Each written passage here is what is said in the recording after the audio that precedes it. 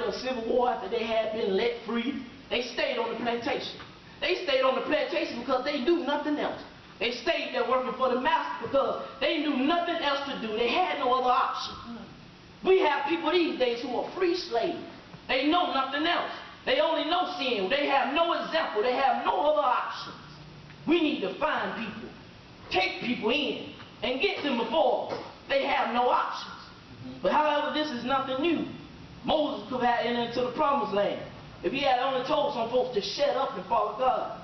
God has brought us this far. That's what he should have said. How can we complain now? But I'll ask the question, how can you go back to being slaves? Many of us are going back to being slaves, not of our body, but of our minds. And we have too many Christians who are going back. I want to be free. I want freedom. How about you? How many of y'all want freedom? Also, if we look at our tradition, I told you, I'm going to talk about freedom and I'm going to talk about justice. I see a connection of the church between justice and freedom. Furthermore, Martin Luther King talked about justice. He said these words in jail. He said, I cannot sit idle by in Atlanta and not be concerned about what happens in Birmingham. He said, injustice anywhere is a threat to justice everywhere. He said, we are caught in an inescapable network of mutiny. He said, tied in a single garment of destiny. Whatever affects one directly affects all of us indirectly. Never again can we afford to live in the United States and not be considered a citizen anywhere in its bounds. I like that. Although not biblical, Martin was talking biblical. He was saying that there's no way that people can come into this church and not find justice. There's no way that people can come into this church and not feel at home. There's no way that people can come into this church and be considered an outsider. There must be justice in the church.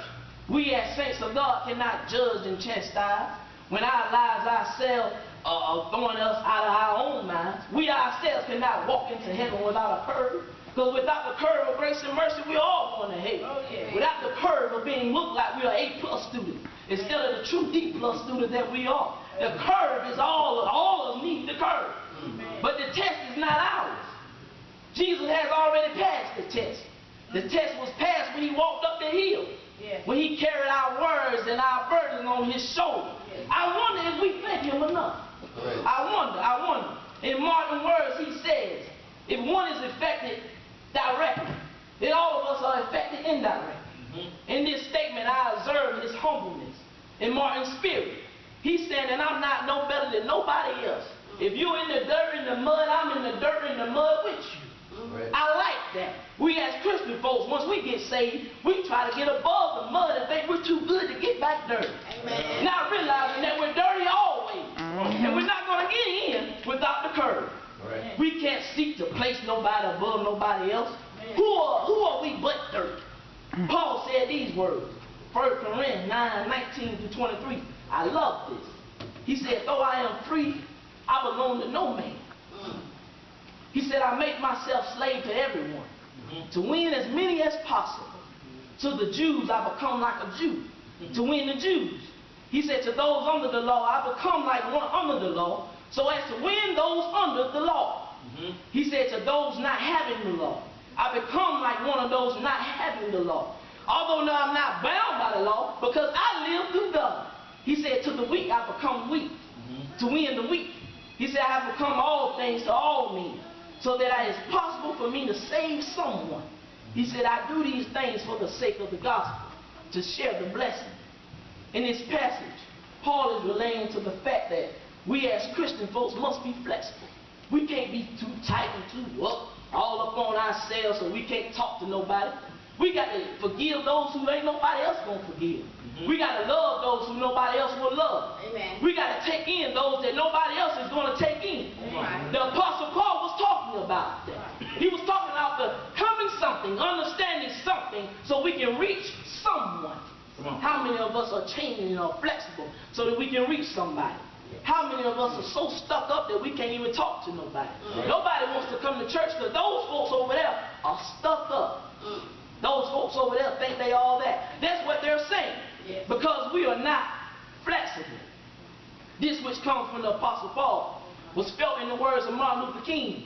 he realized that being a light to everyone is very important. That's why he left Atlanta and went to other places. We must leave also. It is up to us to continue the message of understanding all things in order to reach those outside of our box, to reach all of God's people. It is our duty to fight injustice and live for Christ. It is our duty to look back at the words of these great men, that we may become focused in helping those who need be a part of this mission, a part of Christ. We need to carry out our evangelistic mission. Booker T. Washington said these words. He said, an individual who can do something that the world wants done, in the end, he will make it regardless of his race. But I'll say it another kind of way. That any individual that does what God wants done, in the end, God will make a way regardless of his situation. I realized that as I was going through writing this sermon, that at the beginning I said no peace, no justice, no Christ, no me. But there's another thing that we can add on into that. Come on, preacher. We can say no Christ, no love. Come on. We can say no Christ, no home in heaven. Come on. We can say no Christ, no grace, and no mercy. Yes. We can say no Christ, no me. We can say no Christ, no you. We can say no Christ, no hope. We can say no Christ, no faith. We can say no Christ, no direction. We can say no Christ, no word. We can say no Christ, no peace. We can say no Christ, no freedom.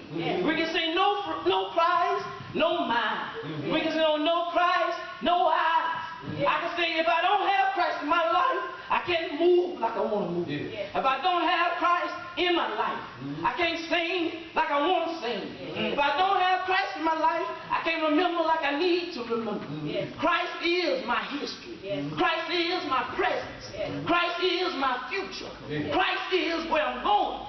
If I have Christ in my life, I can have love. I can have a home. I can have grace. I can have mercy. I can have me. I can have you. I can have direction. I can have word. I can have peace, and I can have freedom. I can have justice. Without Christ, we are nothing. Without Christ, we have none of these things. Without Christ, the slaves would have never made it over. Without Christ, they would have never sung down by the riverside. They would have never been worried about the river. Without Christ, they couldn't have sung none of the songs, Sweet Low Swing Chariot. Because there would have been no sweet chariot to sing about. They was talking about something in the future.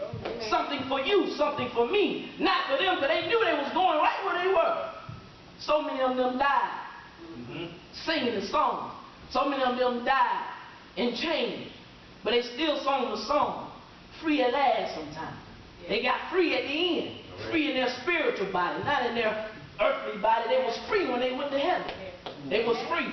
All this week long I was studying about the history of our people, and I never studied it so much in my life. I made a comment on Facebook that this is the least that I've ever heard of any talk about black history.